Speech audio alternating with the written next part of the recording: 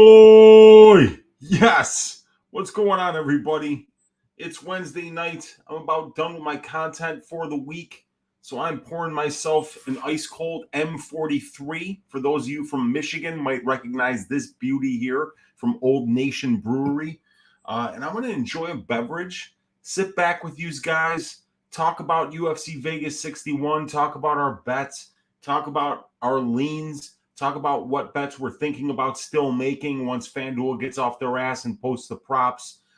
We got a lot of work to do. So figured I'd come on live tonight, talk to you guys about these fights and see what you guys are thinking and make, as usual, my database of UFC statistics available to you guys so you can ask me any questions that you have and answer some questions about some bets that you're thinking about making. So grab your beverage.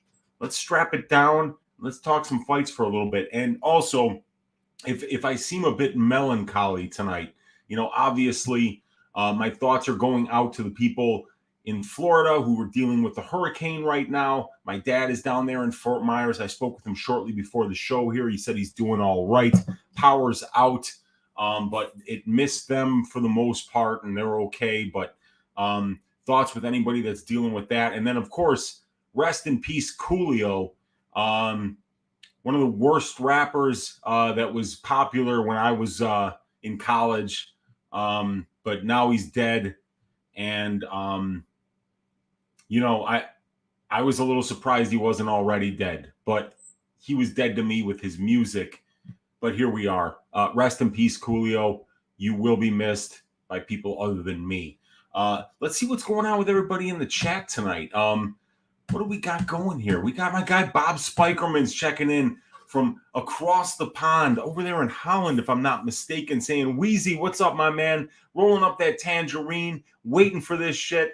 Appreciate you joining me tonight, my man. I appreciate all of you that are joining me right now and ready to talk some fights and ready to get into this because, yeah, it's an interesting card, and we're going to have next week off. So if you're a degenerate gambler, you're going to need to get your UFC action in this week because there won't be any fights to get it down on next week. And then you're going to have to wait for 2 weeks from now where we will have a 6-week stretch of straight UFC events going up until we will have the week of Thanksgiving off. So definitely got some work to do after this 1 week break, but we got to find the spots that we need on this card.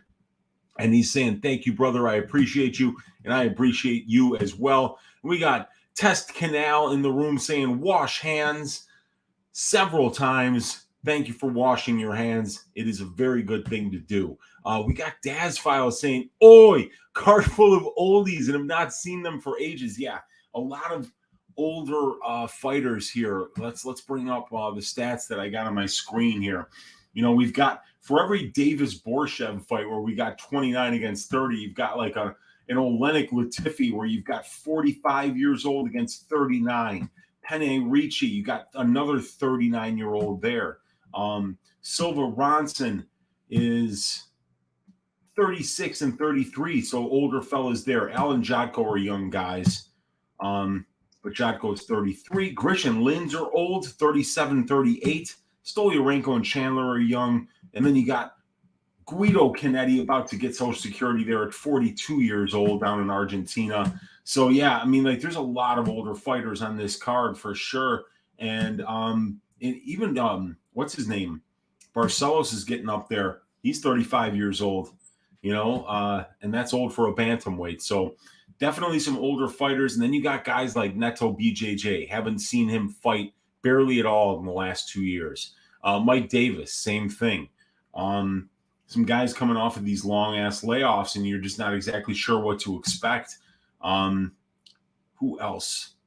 Yeah, Davis is the one that's really been away for a while. And we haven't seen Latifi for a minute either. Penne took like 5 years off before getting back into it.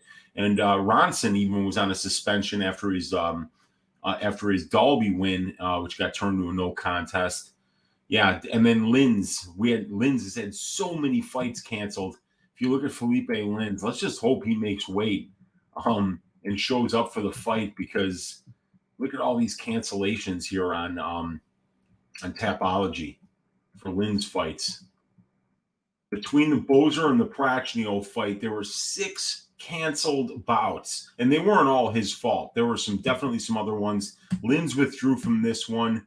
St. Preux withdrew that one. Linz withdrew. Linz not medically cleared. Undisclosed injury. It doesn't say for who, and then a Linz injury. Yeah, so he's definitely had a lot of fights called off. So, yeah, we're going to get to see some people we haven't seen for a minute. And when we have that big missing chunk of information in terms of recent fights to draw information from, we have to be very careful about how much we stake on those fights. My guy Papa Chuck is in the room saying parlays of the week. Dern via sub, like that. Stoliarenko via sub, I already bet that. Costa via KO, yeah, I mean, that's how he wins. Second being Ricci via decision, Latifi via decision, and Barcelos via decision. So you got a nice little violence one there, and then you've got the decision, the non-violence parlay. I like them both, Papa Chuck. I'm picking Oleinik to win by sub, but what would be the odds on those two bad boys? Well, let's look it up. We can do the little parlay calculator here on Bet Online. So we'll click parlay, and we'll go down and find Dern by sub. They don't even have Dern by sub on here for some reason. But, oh, Christ, what is it? Dern by KO, Dern by sub, minus 103. All right. And then we want to do Stoliarenko via sub. That'll be plus 300 or thereabouts. I got it at plus 300 yesterday. Yeah, plus 300. And the Costa via KO, minus 175. That'd be 11th plus 1139 for that first one. And then the decision ones, we got Ricci, Latifi, and Barcelos. So Barcelos is up here. Oh, wait, we got to do this.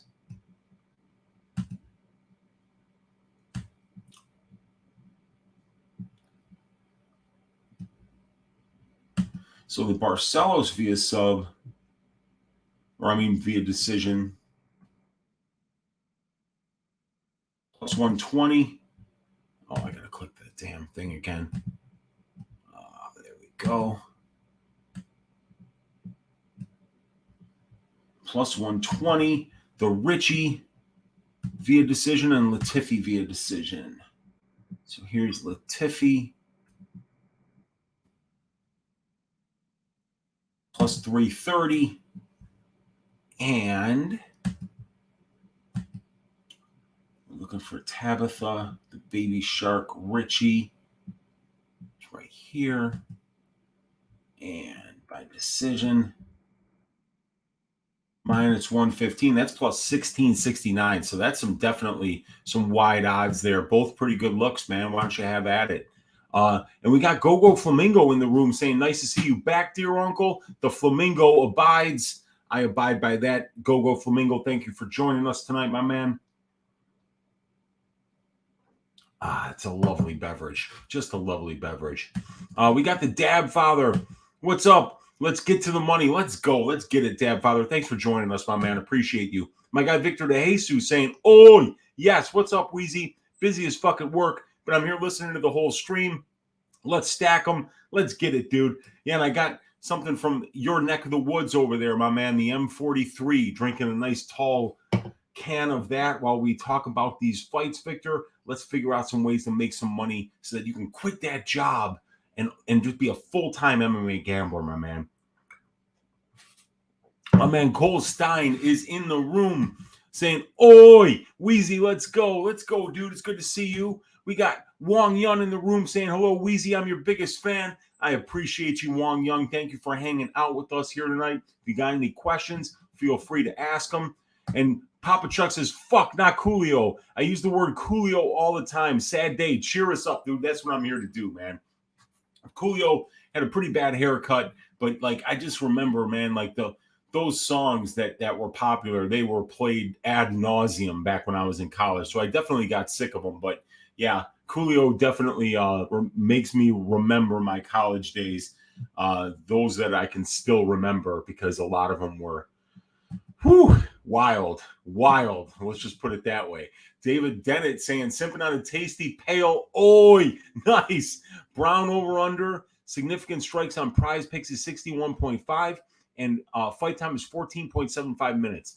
If the fight is projected to go over, plus Trinaldo durability, over significant strikes is the look, right? So Randy Brown, let's have a look at that, right? Let's look at the stats, and we'll do a little calculator too. So Brown Trinaldo. Randy Brown is averaging landing 4.42 significant strikes a minute. Francisco Trinaldo only allows 2.6 significant strikes per minute and has an excellent striking defense of 61%. So in order for us to go over significant strikes 61.5 and it's 15 minutes, that means we're going to be landing over 4 significant strikes a minute, which Randy Brown does land over 4. But there are very few fights where Francisco Trinaldo is giving up 4 significant strikes per minute. But we can actually look at it here on the advanced stats. This can be downloaded for free, you guys, in the description of this video. Or you could join Uncle Weezy's Patreon. And let's just, I think I got a banner. Yeah, let's just get that up there. I'm advertising my Patreon, whether you guys like it or not. And Bootsy's telling you he's for that, and he wants you to join the Patreon. But anyway, here we go. So if we're looking at 61.5 significant strikes, let's see how many of these 3-round fights that Trinaldo's been in. He's absorbing more than 61 significant strikes. We've got one here, got one here, and that's it. So you're talking about a guy in Francisco Trinaldo who has only absorbed over 60 significant strikes 3 times in his UFC career. That's really good. And it was 72, 74, and 78. So it was Muslim Salikov, John Makdessi, and James Vick. All 3 of those fights went the distance. And all those guys like Makdessi, Salikov, and Vick are all kickboxers first. Brown, how many times has he landed over 60 significant strikes in a fight? He had 93 against Chaos Williams. He had 115 against Jared Gooden. He had 61 in a 2-round loss to Vicente Luque, but Luque fights are wild. And then Brian Barberena, 3 rounds, 89 significant strikes. And then every other time he was below 61. So that over 61 and a half there is a little bit, I don't know, it's asking a lot, especially of a guy in Trinaldo who in 25 UFC fights has only absorbed over 61 significant strikes 3 times out of 25. So you don't need to be a genius at math to know that's like about 12% of the time. I don't know if I'd be laying that one, David. And I do think that this fight goes the full 15 minutes. But Trinaldo, for some reason, is very good defensively, very difficult to rack up significant strikes on. Gogo Flamingo saying, Yusuf under 1.5. Do I like it? Yusuf and under 1.5. Okay, so you're saying that Yusuf, not the Yusuf Shanis under 1.5 time prop, but just Yusuf winning under 1.5 rounds. 220, huh? I don't know. Because Yusuf's not much of a finisher, but he's much better than this guy Shanis, you know? We've seen Sadiq Yusuf in his wins get a couple in the first round. Gabriel Benitez, Suman Mokhtarian, but every other fight went the distance. And Shanis, in his 3 pro losses, has been knocked out once. He's never been subbed, and it's been a long time since he's been finished. So I don't know if I'd do that one, but if, you know, I mean, like, the thing is that Yusuf's just so much better than this guy that I believe he should be able to get the job done and get it done whenever he wants. But yeah, man, I don't think so. I don't think I would do that, but he's much better than this guy. So if that's your read, Gogo Flamingo, have at it. but it's not something I'm going to be doing. Wang Yun saying, I will never bet on a boomer. Well, guess what?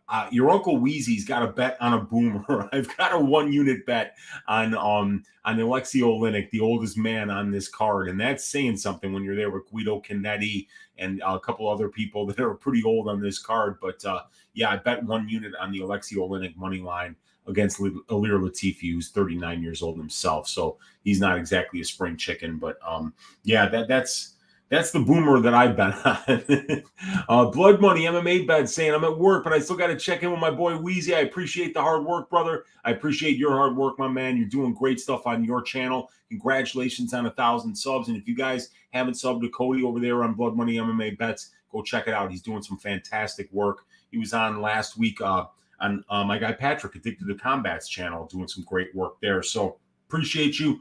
Get back to work, man. Don't get fired, but I appreciate you checking in, man. We got Dabfire saying, cut Canetti a monthly check. He got that right, man. He's been around for a minute, dude. But, you know, the thing about Canetti, he doesn't have a lot of miles on the tires. Canetti doesn't have a lot of fights. Check it out. He's 42 years old, but he only has 15 professional fights in 76 minutes in the pro cage. So the guy, you know, doesn't have a lot of miles on the tire, but he's very old for a bantamweight. Very old. Do I think Randy Brown gets a decision win? Look, Francisco Trinaldo is incredibly durable. The only way that he's ever been finished as a professional is by submission. And Randy Brown does have some submissions. And, you know, I mean, like anything can happen. It's a fight. But I do believe that if Brown wins this fight, it's going to be by decision. Because, look, Trinaldo here, 28-8 as a pro, 18-7 in the UFC. And in the UFC, he's been subbed in 29% of his 7 losses. So that's 2 losses by submission. He's never been knocked out in his career. And that's in 36 professional fights. So Randy Brown does have 3 submissions and 2 knockouts at the UFC level. So I think if he finishes Trinaldo, it's going to be by submission more likely than by knockout, because I think you could hit Trinaldo in the head with a shovel and he wouldn't go down. Dude is very, very durable. He's been knocked down 4 times in the UFC, but he's never been knocked out, and he's got 61% striking defense over a 2,050 significant strike attempted against him sample size. It's very impressive. But I think that Randy Brown will win by decision in this one, because I don't see him subbing Francisco Trinaldo. And let's see. King of NPCs is in here saying, Bo Nickal literally beat worse opponents than John Phillips or Alan Amadovsky. Yeah, I mean, like, look, the guy's only got 3 fights. You know, they're not just, I mean, even though Bo's talking about how he wants Hamzat next, referred to him as that Swedish dude, which I thought was hilarious, because I don't think Hamzat Chimaev has much Swedish blood running through his veins. He does live there, because I think I've heard Sweden is better than Grozny. Now, I have not been to either place, you know, but I do have some relatives from Sweden, and I would imagine that it might be nicer to live in Sweden than it would in Grozny. But like I say, it's just a guess. But that's why Hamzat Chimaev is in Sweden anyway. Yeah, Nickal's going to get steps up in competition here.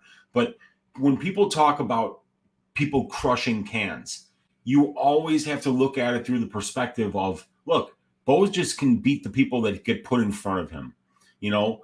And oftentimes when you're as hyped of a prospect as Bo Nickal, you're going to have a hard time finding opponents who are willing to fight you. So, look, it's going to take time. We're going to find out what this kid's made of. He's going to get fast-tracked. They're going to be giving him, you know, good level competition, I think, right off the bat. And then we're going to find out. But look, wrestling is the best base for MMA for several different reasons. One is you have to be tough to even get through wrestling room practices. You need to be a tough human being. You need to be tough mentally. Wrestlers get put through the ringer, man. It's tough. You're cutting, you know, a lot of people don't know what it's like to cut weight. Some of these wrestlers are cutting weight seriously at the age of like 14, 15.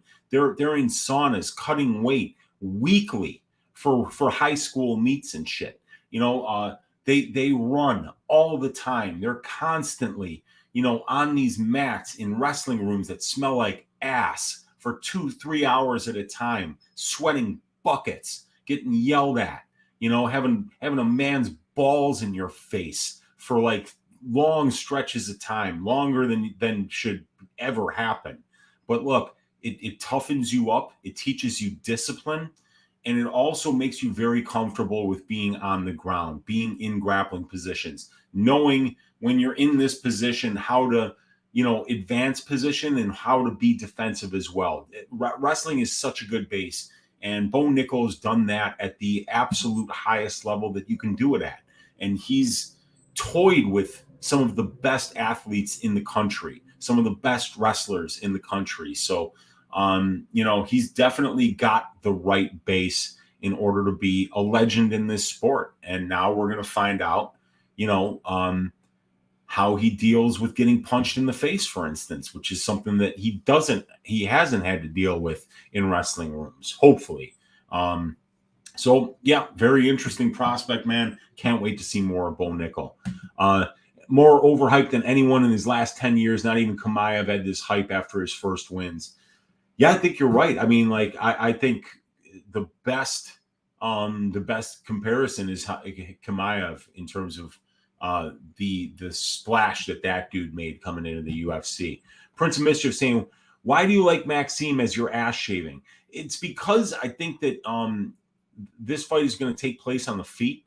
I think that Maxim has a lot of power in his hands. And I think that when you see him against other good kickboxers, you realize that he is able to stand in front of guys like Dustin Jacoby and win minutes and win moments. He knocked down Dustin Jacoby twice in the first round. He's a huge light heavyweight. He's more experienced and he's been the busier fighter over his career in comparison to Linz. For instance, a lot of people don't know that Linz has had a longer career than Maxim Grisham has. But Grisham has 34 fights and Linz has 20. So look at this, 43 fights for Grisham, only 20 for Linz. But Linz has a 17-year career and it's a 14-year career for Grisham. So Grisham is going to be the bigger guy. He's going to be the more powerful striker, in my opinion. He's fought the better win-loss ratio competition at the UFC level, and he has much better wins at the UFC level. And I think that the power numbers and the difference in the striking defense here, 59% for Grisham, 43% for Linz. So I just think that there's a lot of reasons to think that Maxim Grisham will get the better of the striking exchanges in this fight, and that Felipe Linz is probably not going to be able to take this guy down and hold him down. The only one that's been able to do that thus far in the UFC is Marcin Tybura. Tybura is a heavyweight. Linz is a light heavyweight now, and Linz isn't the quality of grappler or wrestler that Marcin Tybura is. So, yeah, like Grisham quite a bit here. Noel Murphy's in the room saying, my guy Weezy, do you know Snoop personally? How do you feel about Max Royskopf this weekend? He slipped under my radar, but minus 130 is too juicy to pass up for me. Am I crazy? Heavy on Randy Brown and Aljo. Do I know Snoop personally? No, I've never met Snoop Dogg. Definitely loved his music. That was one of my favorite rappers when I was in college. Coolio, one of my least favorite rappers. Don't know him personally. Wish I did. I would love to party with that dude. How do I feel about Max Royskopf this weekend? Now, I don't even know who Royskopf is fighting. So let's figure it out. But I know who Max Royskopf is, and I think he's got amazing wrestling and grappling. And I think that he's going to just keep getting better. He's a very young man as well. But I don't see Royskopf. Is it Bellator that Royskopf is fighting? Yeah, there he is against Mike Hamill. So this guy Hamill's got to be good if he's a pick'em against Royskopf here. So I don't know anything about Royskopf's opponent, but I'm assuming he's going to be a pretty good grappler, because if he wasn't, I think the people would think that Royskopf would just go out there, take this dude down, and maul him on the ground. So I'd be interested to see what Max has got for this kid Hamill, but I don't know anything about the opponent, so I can't really talk about the fight. But I'll probably watch that one for sure, because I do like Max. He's an interesting dude. And we got Bob Spikerman saying, can't wait for this UFC card. Got murdered in Bellator, Risen, Invicta, Cage Warriors. Yeah, dude, I don't bet on those promotions, because if I was just doing research and betting, I could bet more than one promotion. But when you're doing the content creation, the amount of work that goes into getting ready for the content creation is it's too much in order to branch out into doing like football or to do like other promotions, because the amount of time it takes to even tape a fight properly, 1 to 2 hours at least, usually. It's too much to stretch out and try to do Bellator and Cage Warriors. So I leave that to the others, and I wish them luck. But if I had time to do it, I would, but I just don't have the time, unfortunately. So I stick with the UFC, and you guys can always count on the fact that when you're taking advice from me, you're taking advice from a guy doesn't have 4 different irons and 4 different fires. I'm only looking at the UFC. My fantasy football teams I look at for like 10 minutes a week, really. And that's it. Everything else is just UFC research, so that I could at least have a well-formulated opinion about a fight without being too biased, with trying to deal with what the facts are. So yeah, let's get it back in the UFC, man. Let's do it, Bob. XXA Money 823 saying, how is Randy Costa looking? There's a Randy parlay at -130. Yeah, so like Randy, I wouldn't bet that money line. I think the money line is actually kind of ridiculous here. For a guy that has never won a fight that's went over 150 seconds long, there's no way I could lay -300 on that. I'd rather just bet the under 0.5 in Randy Costa, get a big plus money number, and know that is 100% of his win condition in his pro career of 6 wins, that all of them finished under 150 seconds. All of them finished under 0.5 rounds. So I would bet Costa by KO. I would bet Costa first round KO, maybe even under 0.5 and Costa KO, a same game parlay like that. But just betting that money line at -300, laying juice on a guy who has got as many holes in his game as Randy Costa does is something that you just don't want to do if you want to be a profitable long-term gambler with your eyes on the long term and with slowly building a bankroll over time. You can't make bets like that. You can't lay that kind of juice on a fighter as one-dimensional as Randy Costa. And Gogo Flamingo saying Papa Chuck might be a young redhead boy, but I like these parlays. Yeah, I liked him too, Gogo Flamingo. I thought he's definitely onto something there, and I've already bet Stoliarenko by submission. We got Sherlock in the room saying, found an interesting line on Bodog. Chandler most significant strikes +125, and Stoliarenko most takedowns +190. Did they mix these up? Well, okay, so Stoliarenko, let's talk about it. Let's get the numbers up on the screen here. So there's the advanced stats for Stoliarenko, and we can see here that Stoliarenko has never gotten more than 1 takedown in any of her 5 UFC fights. So maybe they didn't screw that up. And when you watch Chandler on the regional scene, she does wrestle some. So, but yeah, Stoliarenko most takedowns at +190, I think is a good look. Chandler most significant strikes. We see that, 2.75 significant strikes landed per minute for Stoliarenko and 4.3 absorbed. So, obviously she's been a minute loser and a volume loser on the feet thus far at the UFC level. So getting Chandler most significant strikes at plus money and Stoliarenko most takedowns at plus money both feel like intriguing bets to me. You might be onto something there, Sherlock. We got Creep in the room saying, oi, can't wait to cash some tickets like flapjacks because of our favorite friendly neighborhood MMA uncle. Let's go, Creep. Let's get it. We got Kevin saying, how are Trevin Jones' grappling stats? Okay, so Trevin Jones over here. Jones. Okay, so these are the advanced stats. That's Barcelos, and we got Jones down here. So Jones has attempted 16 takedowns, only gotten 2 of them, but he's gotten a lot of control time, particularly in the Kakramanov fight, 539 seconds of control time on 8 takedown attempts and 1 takedown. But if you look at the side-by-side stats here, Trevin Jones, 2 of 16 on takedowns, out-controlling his opponents 26.5% to 3%.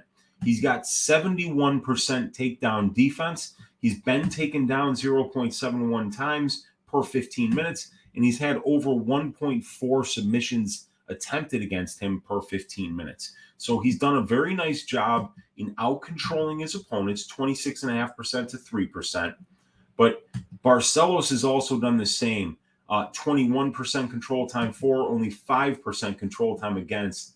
And the thing about Barcelos is he has that 92.86% takedown defense. He's stuffed 13 of 14 takedowns. So he's a very hard guy to take down and hold down. And in addition to that, he's like a 3rd-degree black belt in Brazilian Jiu-Jitsu. He's a phenomenal grappler. He works out with the Brazilian Olympic wrestling team, and he's got excellent, slick, smooth boxing. So I think that Barcelos is better everywhere than Trevin Jones, but Trevin Jones is very dangerous because he's a right-handed fighter who fights southpaw so that he can keep his power hand up front, and he uses that to throw that check right hook that he's caught a couple people with, and if he hits you right with it, you're going down. So I feel like Trevin Jones, you know, he's a good grappler, and when you watch the tape, his top game is really good, but if he gets caught on bottom, he could get stuck there for a while. So it's going to be interesting because he is a very good grappler, very well-credentialed grappler, but Barcelos is phenomenal on the ground as well. I think if there's one guy that gets to decide whether, hey, I want to take this fight to the ground and I'm going to be able to do it, I think it's Barcelos and not Jones. But Jones has got, you know, like I say, he's out-controlling his opponents, but that 12.5% takedown accuracy does not inspire confidence. Kevin is saying, I feel like a Barcelos sub is live and at plus 700. All right, so Trevin Jones, in his 8 losses, has never been knocked out, and he has been submitted in 2 of 8 of them. And like I say, his bottom game is not good. His top game is good. So if Barcelos takes him down, a submission is absolutely live. But Barcelos only 2 submissions in his pro career, and one of them was in the UFC. So 3 of his 5 wins are by finish. Yeah, it's a possibility, and plus 700 is like a 12.5% implied probability. So it's, you know, something that, you know, you need to get right 1 out of 8 times to break even, and you're good. So we'll see how it goes, but good luck to you if you want to go on that one. Young Redhead Boy approves, says Papa Chug to Go Flamingo. Bob saying Trinaldo's a legend. Dude, he is a legend. Francisco Trinaldo has 36 professional fights and 25 of them at the UFC level, and he's winning more than 2 times for every 1 that he loses at this level. The average record of a guy that Francisco Trinaldo beats has 6.22 UFC wins and 4.78 UFC losses, 11 total UFC fights, and a 1.3 win-to-loss ratio. And the guys that are beating him have that same 1.3 win-to-loss ratio, but they're a little more experienced. But, yeah, Trinaldo's been around. He's fought so many people. You look at the names on his resume. Wins over Jesse Ronson back in 2014, who's on this card. How about that? Delson Heleno, CJ Keith, Mike Rio. Then it was Ronson. Then Leandro Silva, Akbar Areola, Norman Park, Chad Laprise, Ross Pearson, Yancy Medeiros, Paul Felder, Jim Miller, Evan Dunham, Bobby Green, McDessie, Jay Herbert, Dwight Grant, and Danny Roberts. The losses to Muslim Salikov, Alexander Hernandez, James Vick, Kevin Lee, Chiesa, Piotr Hallman, and Gleison Tebow. Yeah, the man's a legend. The man is an absolute legend. Bob Spikerman saying, Kevin, I can feel you on that sub line, bro. Yeah, plus 700 for a Barcelos sub is juicy. Gogo Flamingo saying, Trinaldo is the poor man's Yoel Romero. Yeah, he kind of is, dude. Yeah, Romero God, I mean, Olympic silver medalist wrestler who just didn't wrestle in the cage. So funny. He had so much power. He was so athletic. He was so explosive that he didn't even need to waste his energy wrestling, because I think wrestling in the UFC is more of a defensive thing than anything. You know, I mean, you're taking your opponent down and you're able to kind of hurt them when they can't really do much, you know, from the bottom in terms of hurting you. So it's a good way to keep yourself safe and to keep yourself safe from losing minutes and absorbing big shots. And when you're as explosive as Yoel Romero, you probably don't lean on that wrestling in order to mask your ability to take shots, because you're so confident in your ability to, I'm going to hurt this guy before he hurts me because I'm so explosive. I've got so much power. So very interesting fighter, Yoel Romero. I wish we got to see him fight more when he was in the UFC. And Kevin saying, hell yeah, Bob, card seems like a good card for props. Yeah, it's a better prop card than it is, a money line card, because we've got so many old fighters, because we got so many fighters on layoffs. You know, there's enough missing information in these money lines that you can sometimes say, well, maybe I know that like Randy Costa, you know, shouldn't be minus 300, but I do know what his best win condition is. And I do know that Canetti's been finished a lot. So maybe you hone in on that prop bet instead of laying the minus 300 on Costa. Bob saying, Kevin, for sure, man, I'm about to go ham this week, similar to what I do every week. Yes, sir. Let's get it. Andy Becerra saying, at this point, give him Till instead. Give who Darren Till? Yeah, Darren Till, man, that's wild. He's oh yeah, you're talking about what's his name? Nickal. Yeah, that would be funny. I don't think Darren Till's taking that fight though. Dude, when that guy gets taken down, he looks like he's a fish out of water. Usman Anjum saying, LOL, Bo Nickal is literally a top 5 college wrestler of all time. Yeah, the guy's accolades as a college wrestler are unbelievable. Flat out unbelievable. And to rise to that level of that sport and be dominant in that sport shows that you've got a fire in your belly. And yeah, I think he's moving up because he's bored. And, you know, sometimes when good athletes get bored, they're fucking dangerous. King of NPCs, that's not true at all. No, it is true. It is true at all. I mean, yeah, dude, this guy, 3 national championships. I mean, come on, man. He's top 5 of all time. Explain how not. Yeah, exactly. Prince of Mischief saying, question for all. Do you have a Barstool Sports book account? I heard the lines are shit. People seem to use them. How's your experience if you have one? I don't have one, so I don't know, and I can't speak about it. But yeah, if any of you guys in the chat do, please feel free to answer. Bob's saying, I am liking Castaneda over. I do too. I have a bet on the over 2.5 for the Castaneda-Santos fight. Brown decision, I like that. Stoliarenko under, yeah, at like plus 150 for the under 2.5. I think look, Chandler hits hard. She's got serious power in both of her hands, and Stoliarenko is a very dangerous grappler. I think that these girls are going to throw down. And I think if it does go over 2.5, it's not going to be for lack of trying from either one of them to get finishes. I think it's just going to potentially be a war. Really good fight. Canetti under, I'm on that bet as well. I've got the under 1.5 there. Jotko decision at about plus 150, I hope, Bob.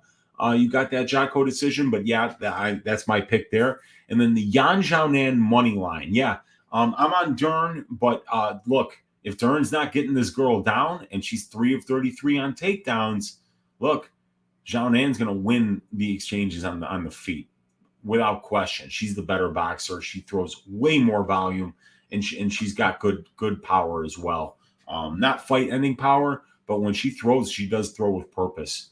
King of NPCs, he got a robbery win over Gabe Dean in the NCAA finals. He should only be a 2-time champ. I did not see that fight, so I don't really know. Andy saying, Bo literally went to high school 20 minutes away from me, yet he reps Pennsylvania.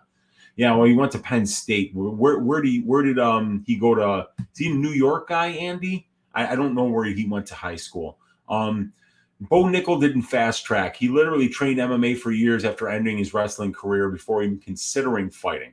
King of NPC is saying Kale Sanderson, John Smith, Kyle Dake, Jordan Burroughs, Chris Pendleton, Kenny Monday, all better NCAA wrestlers. I know Kale Sanderson. I know Jordan Burroughs. I know Kenny Monday, and I know Kyle Dake. The names Pendleton and Smith I don't know, but I'm not exactly. My wrestling career ended in high school when I realized I don't want to fucking wrestle in the. It's such a hard fucking sport, man. Bob Spikerman saying, "Damn, Nickal looks pretty sick. That triangle was slick. It was nice, man." Test Canal saying, "Bob Spikerman's in the house." Yes, sir. Would it make you feel if I said top? Would it make you feel better if I said top 10? Still great. Yes. Bob Spikerman saying Grisham is going to shave ass. Good choice. Yeah, I think he is. Look, I just think that there's a lot of places where Grisham's a lot better. And I think the most noticeable is in the fight ending power in the hands. Kevin saying, anyone know how short of a notice Borschev is coming in on? Mike Davis might be shaving ass, in my opinion. So it was supposed to be Earl Smedich that he was going to fight. So Davis was already getting a Borschev-like opponent. So I think that's very important for you Davis backers to know that, like, it wasn't like Davis was training to fight a grappler and now they're putting in Borschev in front of him. He was going to fight a very explosive, dynamic kickboxer, and now he's got another opponent that's an explosive, dynamic kickboxer. So it was a good replacement opponent for Davis because he didn't have to change a lot of the things that he was probably working on in camp. But I would say about 14 days notice at least I think Borschev has had, because when I did these stats up, Earls had already pulled out of the fight, like maybe a week prior. So I think maybe Borschev has had about 14 days or thereabouts to prepare for this fight. King of NPC is saying he's an exceptional athlete. I just don't like this talk. I said the same about Kamaev till the Mearshart fight. Yeah, dude, when he killed Mearshart like that, man, it was really something. And the thing that the reason that I knew that I was on Kamaev the very first fight against John Phillips, because man, I saw the Ali Skarov fight in Brave, where they brought Hamzat in to lose to Ali Skarov. Being a Sambo champion, they thought that he was going to be able to maul him on the ground. Hamzat stuffed all of his takedowns, knocked him out with a beautiful uppercut. And then I realized, holy shit, this guy isn't just a wrestler. He's got power in his hands too, and he seems to fight smart.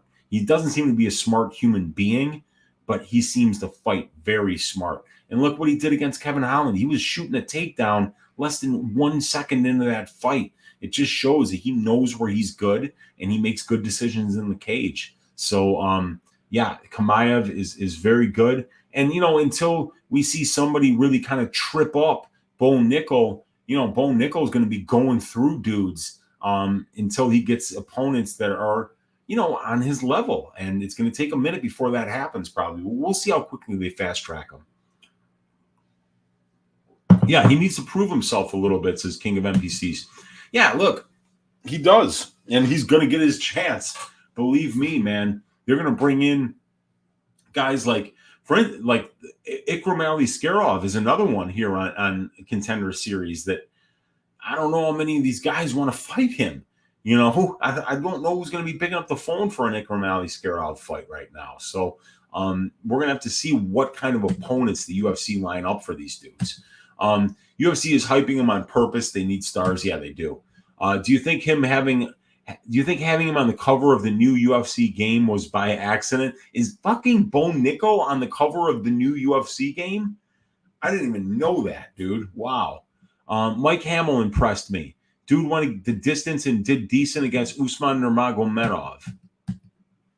Okay, he won against Usman, huh? That's really good. No wonder that the line is close then against Roshkov, because Roshkov, there's a lot of hype, and people have, they've forgiven him now for what happened against Austin Hubbard, and he knew he was done in that fight. Austin Hubbard hits hard, and Austin Hubbard has crazy fucking conditioning, and this dude knew, I'm taking this fight on short notice against a guy who trains at elevation. He's got great conditioning. the grappling isn't working. I'm going to lose this fight. And he just quit on a stool. But now he's back, and he's got a couple wins under his belt since then. And, he's going to keep getting better, and he's very young still. So, yeah, it'll be an interesting fight. I can't wait to watch that one.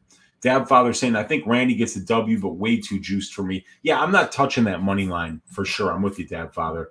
Noel Murphy saying, you say Noel like you like whole with an N before it. How do you feel about, is it Noel? Is that what is it Noel Murphy? Because I've always said Noel. Yeah, like Nole, right? Noel. Yeah, no, it must be Noel. How do you feel about Mike Davis to implement the wrestling game versus Slava Claus? You the man, Weezy. Yeah, so I like Davis wrestles. I mean, he's got a great wrestling background. He's a very good wrestler at getting people down to the mat. He's not great at holding them down. And Slava Claus is somebody who does have a good get-up game here. And if you look at Slava Claus, he's been taken down in all 3 of his UFC fights. He was taken down twice in the Harry Bush fight. Here we go. So if we got Davis's numbers here, and we see Davis attempted 9 takedowns against Mason Jones, and he got 3 of them. But look at this. Only 50 seconds of control time. And that's on 9 takedown attempts and 3 successful takedowns. So the guy does get takedowns. He just is not good at holding people down. Now, if you're going to beat Borschev, you're going to have to hold him down more than 50 seconds, more than 116 seconds. That's the most amount of control time that he's gotten in the 2 fights that weren't the Gilbert Burns fight. And then he attempted 4 takedowns against Sadiq Youssef in his Contender Series fight, but he didn't get any of them. So he's like, and when you look at Borschev, right? Borschev is a guy who gave up 744 seconds of control time to DKC. But he only gave up 90 seconds out of 227 to Bush, and he gave up 79 seconds out of 328 to Duncan. And he was taken down in both of those fights 2 times. 2 times here, 2 times here. But he won those fights because he was able to get back up.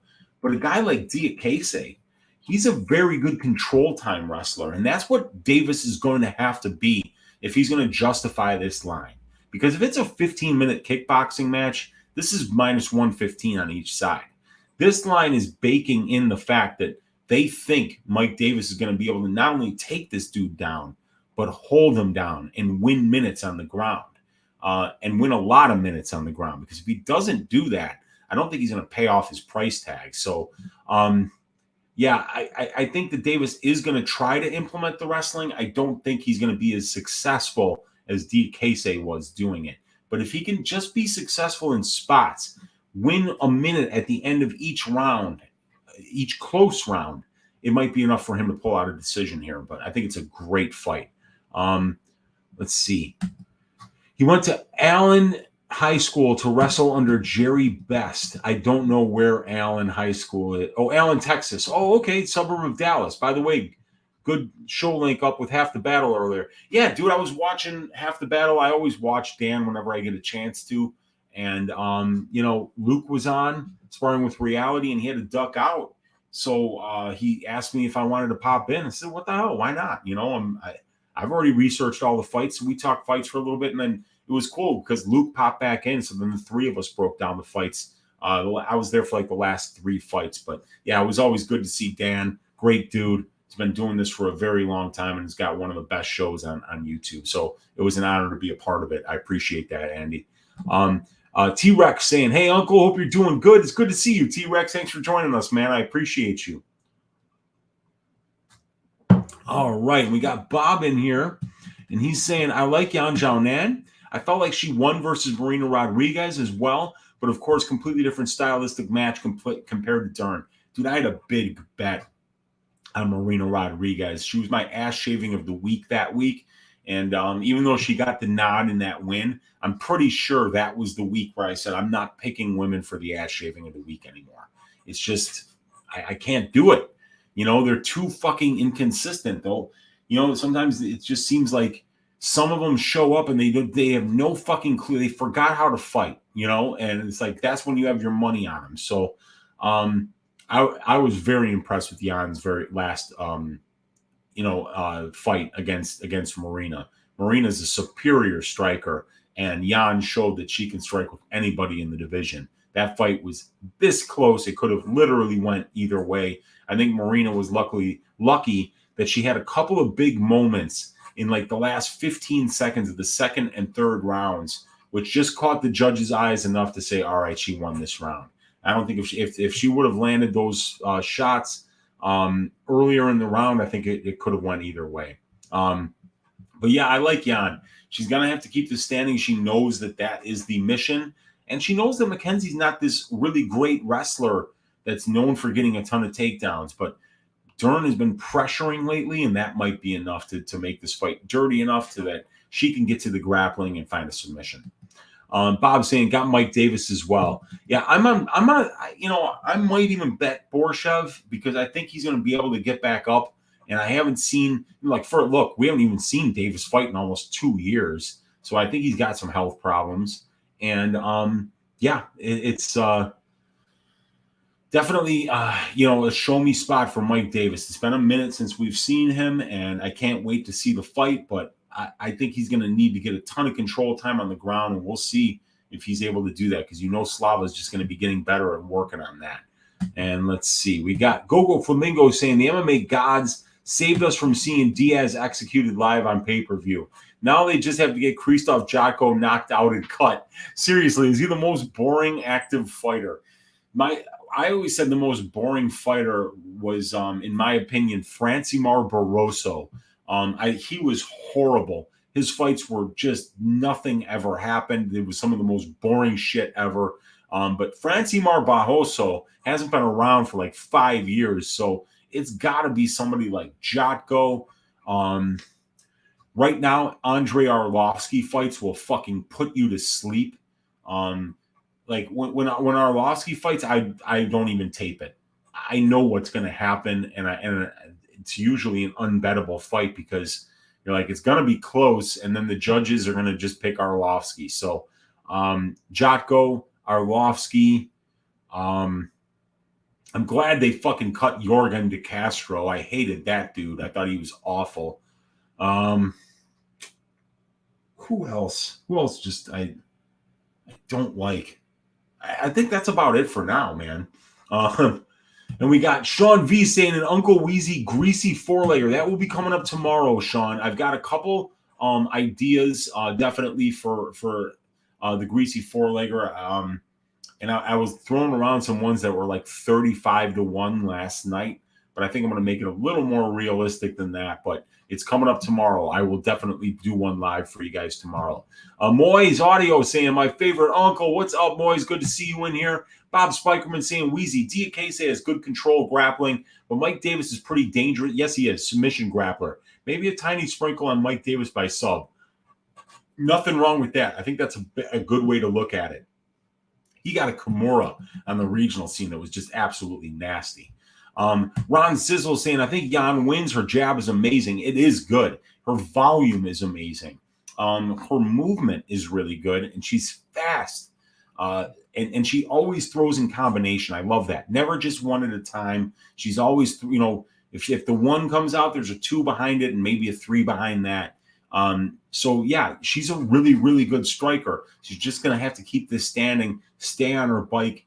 Her footwork's going to have to be perfect. And it's 25 minutes in a small cage. So I don't like that. I think eventually, because Jan is not a power striker, because we don't have to worry about Jan necessarily knocking this girl out in the first 3 rounds, how many minutes are you comfortable? Because Marina Rodriguez won that fight in a 25-minute fight against Mackenzie Dern. But you saw the end of the second round and the 4th round, she got put in some really bad spots and was very, very close to getting tapped. And, it just, Yan Xiaonan getting finished by Carla Esparza on the ground was a big eye-opener. And it makes you very nervous about if Dern does get to this fight to the ground, is Jan going to be able to deal with somebody of Dern's quality on the ground? I think the answer is probably no. Moy's saying, always fade Chinese grappling. Yeah, dude, I could not agree more. I always make jokes. I make jokes all the time on Stat Diggers about, Chinese Greco-Roman wrestling champions like Mahashate, who's a boxer, but this guy's evidently a Greco-Roman wrestling champion somewhere in Sichuan.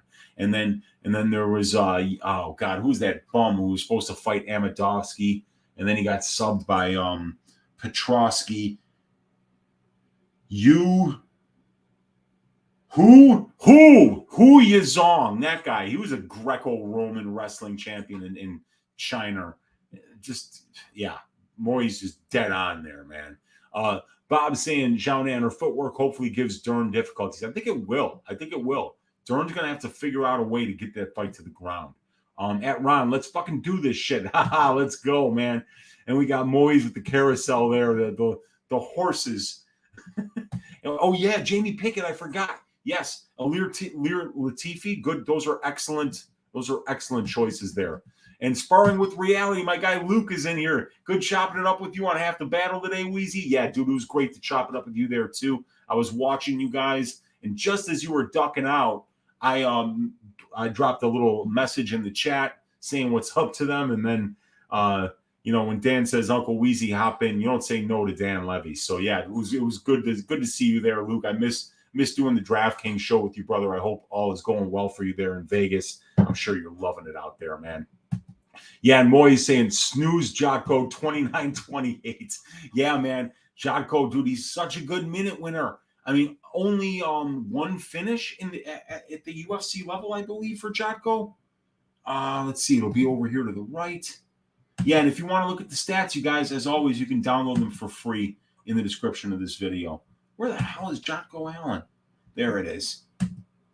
So Jotko has 9%. So yeah, he's won 10 decisions at the UFC level in 11 wins.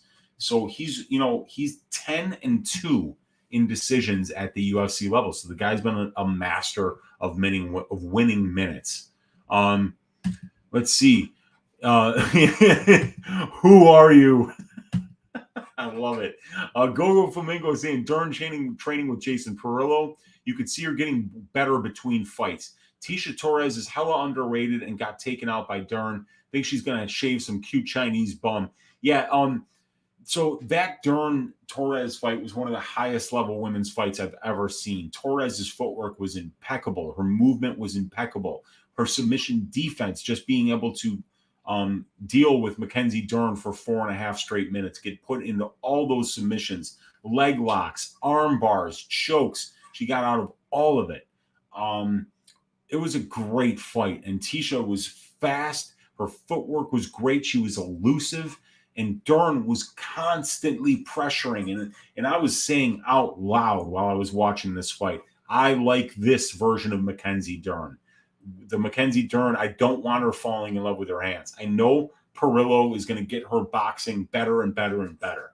But the goal always should have been from day one when she was learning to box was to learn to box to set up those wrestling entries, to just get just enough respect in the stand-up to be able to get it to the grappling when you want to get it there. So I'm very impressed with Dern, and I think if she continues to just really worry about pressuring her opponent, she's gonna be so hard to beat.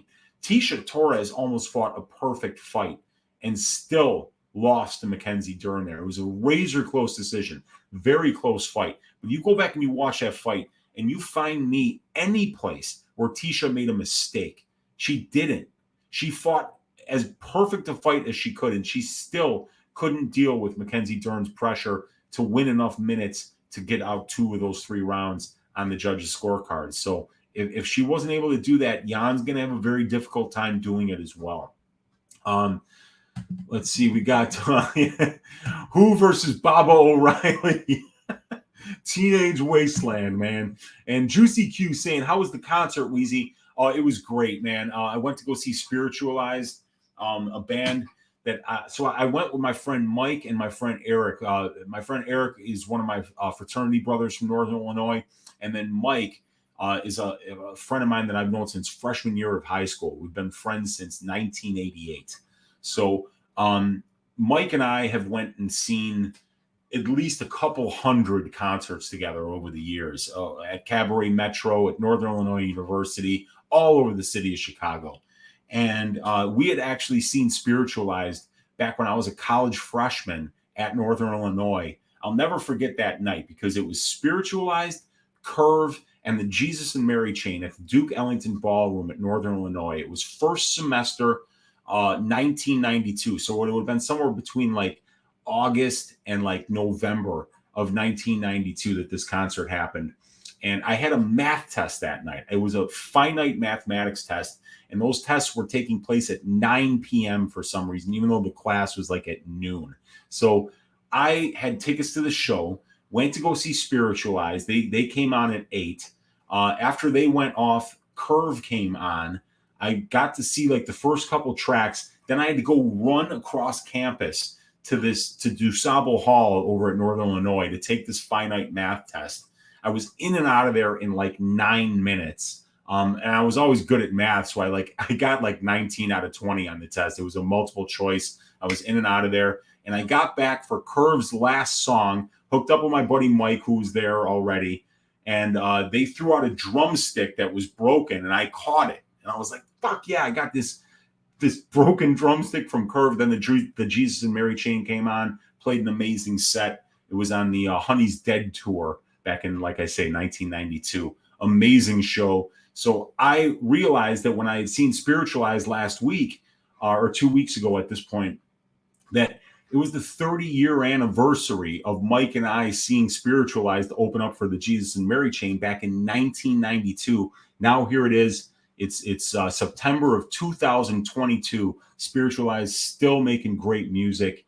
And my buddy Mike and I, we just laughed about like, holy shit, we've been friends for over 30 years, and we saw these guys 30 years ago at Northern Illinois, and they're still fantastic. So great show, little story time with Uncle Weezy there about the Spiritualized show and about my history at Northern Illinois. But yeah, that was a great show.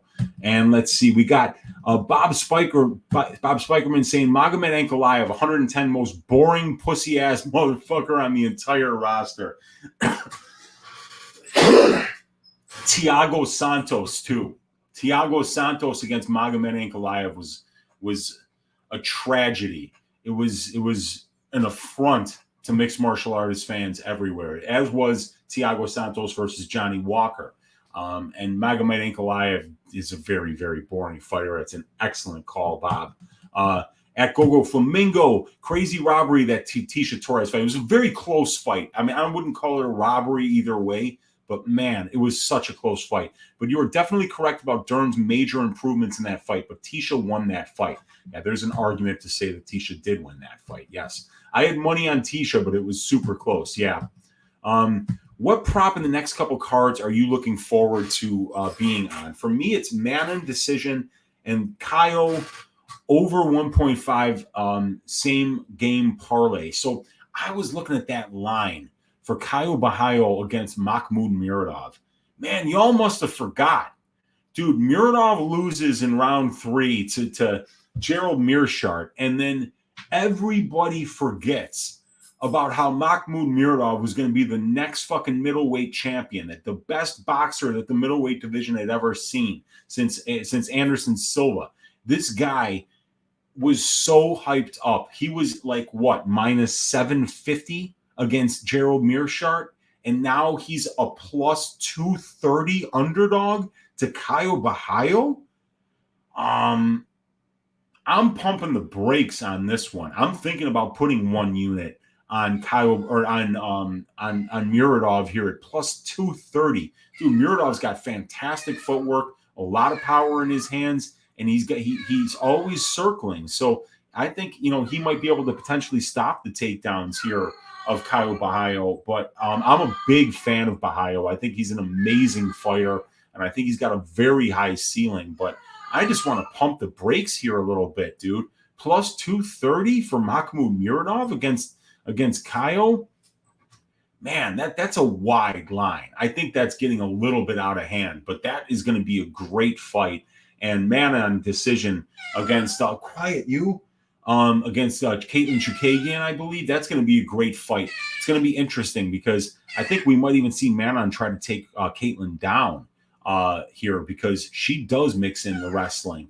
And Chukagian does the same things well that Manon does well. And that's managing distance, point fighting, hitting your opponent when they can't hit you, and winning minutes in the striking exchanges. So very, very interesting stylistic matchup, Manon versus Chukagian.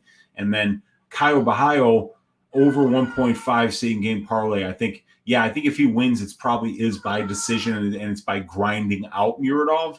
But I think it's going to be harder to take down Muradov than people think it is. But we'll see. I'm a big fan of both guys. Moai is saying 92 was a great year for music. God damn, you have got that right, dude. Those were some great years, dude. Bands were getting signed left and right. Even just garbage, horseshit bands were getting fucking signed and playing big shows all over the city. It was a great year for music. There's no question about it. Weezy, when you coming out to Vegas? Live just the tip. Fuck yeah, dude. I got to get out there. I absolutely got to get out there, Luke. And it's probably going to have to be sometime around the new year. I know that I'm going to Florida to visit my dad at the end of January for his 80th birthday. At the end of January, I'm going to be out in Fort Myers. And other than that, I've got to get out there and visit with you guys and go to the fights, either at the Apex or at T-Mobile Arena. But we got to do it. We'll talk about it, Luke. We're going to have to get this done one of these days, man. You got to show me around your new adopted hometown of Las Vegas, man. I'm sure it's just like Wisconsin, right? I mean, it's like exactly the same, pretty much a lateral move, but you can show me around. And I've never had In-N-Out Burger before, so that is something that needs to be fixed, man. We got Moai saying best music for sure, dude. Betting on, yes. Dab Father saying, yeah, Tisha Torres won that fight, in my opinion. I don't know how you give it to Dern. Dude, it was a close fight. See, Dern definitely won that second round, right? But I thought that because Dern was pressuring in the first and the third rounds so much that even though Tisha was landing more than Dern was doing enough. The pressure was doing just enough to get Dern landing enough strikes to maybe look like it was 60% Torres, 40% Dern. Like it was close enough that, Sal D'Amato could come in there and fuck it up. But like I say, man, it was a close fight and it was a very, very high level fight. Yeah, you could give round 2 for Dern, obviously. But obviously a couple of judges gave her either 1 or 3, and they were close rounds. But yeah, round 1 and 3 was Torres. Victor De Jesus saying, Weezy, with Zellhuber and Sabatini losing, I was scheduled to lose about 7 units total. So how did I end up 3.9 units, you may ask? Well, I put 1.34 units on Pfeiffer by KO at plus 600 for an 8-unit profit. I heard that happened. I heard that people were getting that bet in. As a matter of fact, I think I was live and somebody had mentioned if you have BetMGM, they fucked up and they put Pfeiffer at plus 600 for KO. Man, oh man, was that a great catch, dude. That's huge because for me, I was on the Damon Jackson money line. So I had 1 unit down at plus 180. So that was huge for me. And I also had the under 2.5 in the Jackson fight at like plus 205 for a half unit. That easily cashed. But I had Zellhuber parlayed with Ali Skarov, and Ali Skarov had already won. Dude, that was a 4.6 unit swing for me, and I was already up like 1.3 units. Dude, if Zellhuber would have pulled that shit off, I would have been up like 6 units last week. But man, oh man, he just did not get the job done. Trey Ogden stood right in front of him and just threw more volume and outworked him. And nothing that was coming his way, Zellhuber's way, was going to hurt him, but he never just figured out, like, I've got to fucking put my foot on the gas. I've got to get this guy out of here because he didn't show any urgency. He got off to too slow of a start. But, man, dude, Victor, as gamblers, that's what we have to do. You know, when you see those mistake lines, you have to smash them because it's about getting that edge. You know, it's about getting something that's a 25% implied probability. When the bookies give it to you at a 10% implied probability, that's when you got to smash it because you're seeing that value. And you saw the value in Pfeiffer by KO at plus 600. You smashed it and you took advantage of a mistake. That's what a good football team does, you know?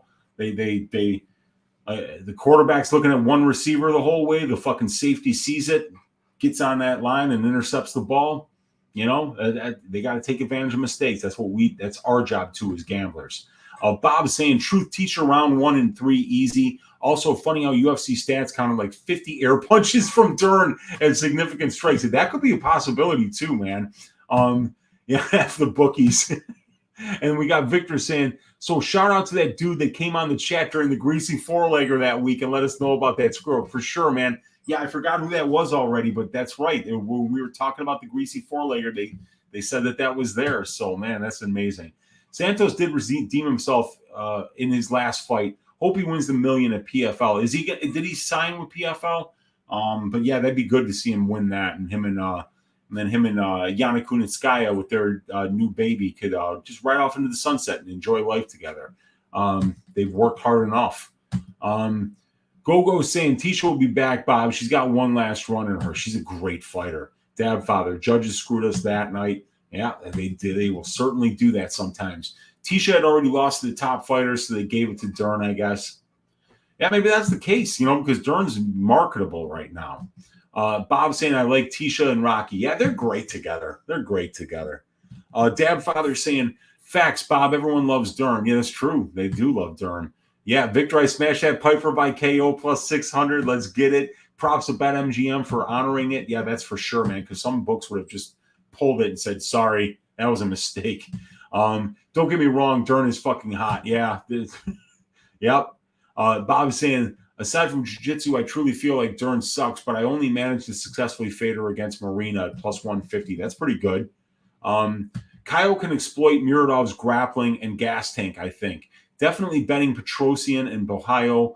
And for the rest is almost all the underdogs on that card.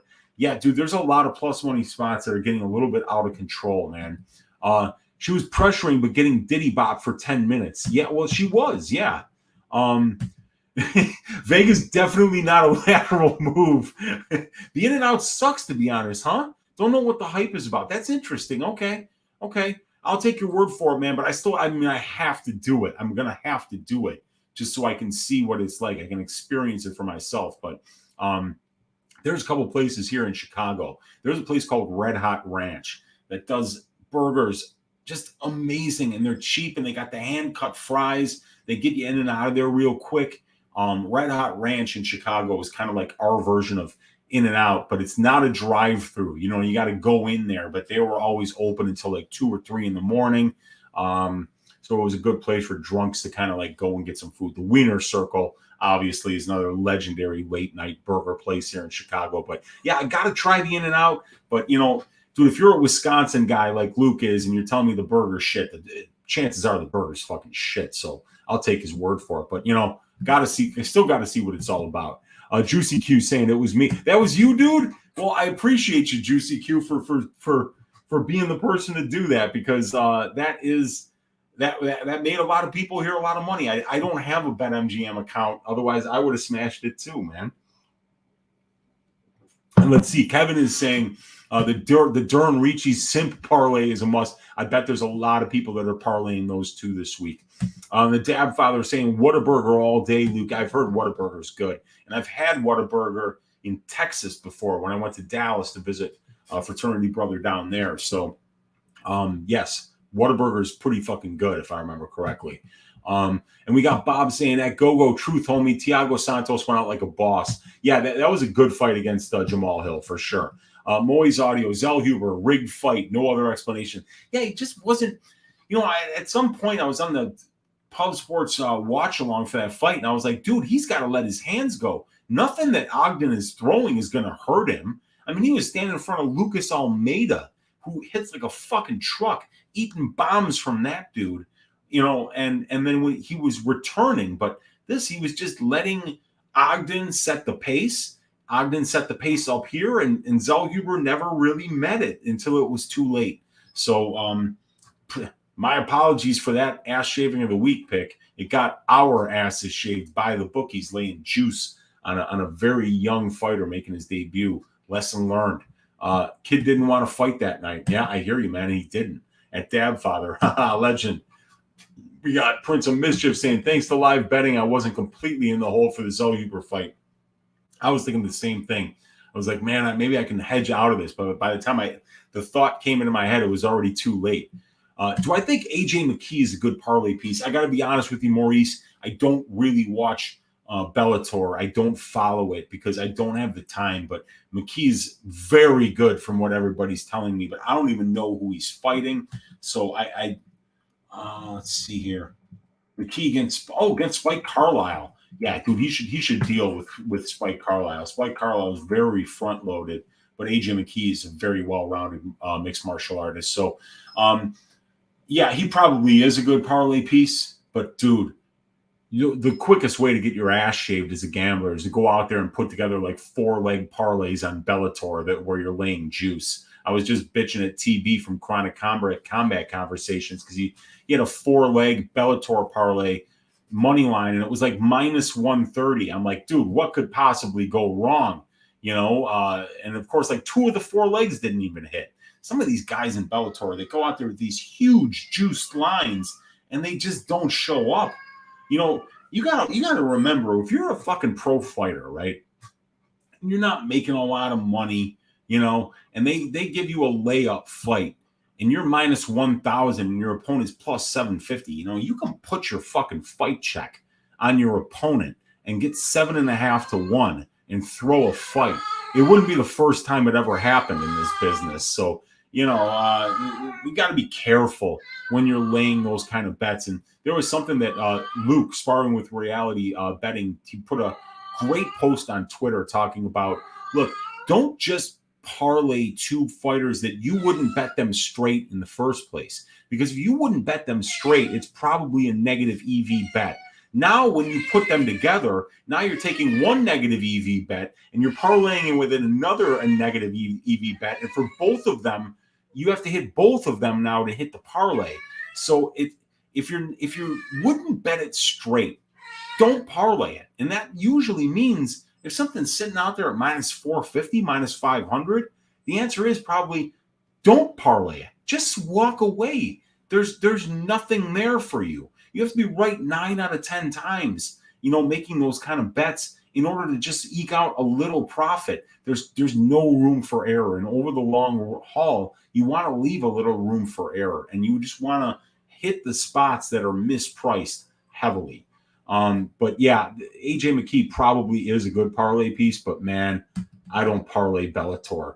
Ogden getting subbed by Walmart employees in the regionals. Yeah, he got subbed by Thomas Gifford twice.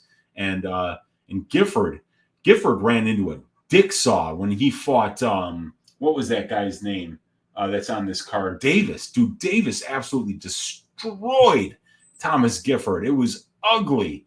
And Gifford subbed Trey Ogden twice, both by guillotine. Man, nuts. Yeah, Burgos versus Marlon. Marlon Moraes? Are you kidding me? Is he fucking coming up to 145 to fight Shane Burgos?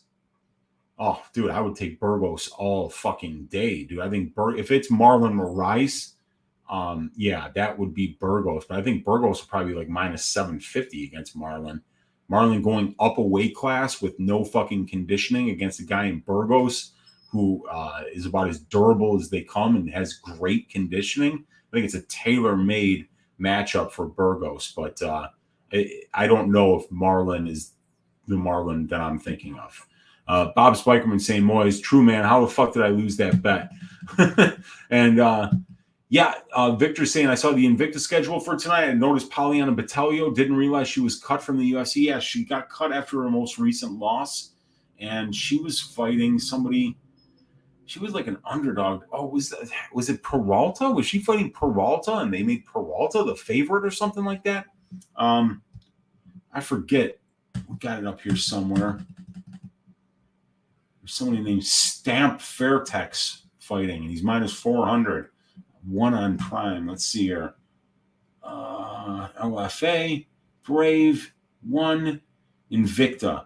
So it was Hannah Guy, Caitlin Neal. Yeah, Helen Peralta was like minus 150. Let's see where she opened. She opened plus 160 and then went to minus money for some reason.